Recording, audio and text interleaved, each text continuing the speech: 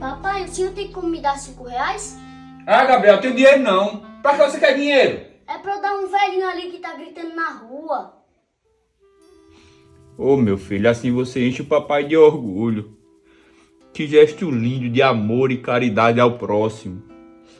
Olhe, eu não vou lhe dar 5 não, viu? Vou lhe dar muito mais. Vou lhe dar R$ 20. Isso é que ter um filho que faz caridade e coração bom.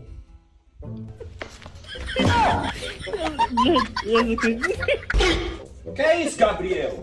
Comprei sacolés, papai. Com que dinheiro você foi comprar isso? Ao velhinho, papai, que eu falei. Como assim, Gabriel? Ele tava gritando: olha o sacolé, olha o sacolé.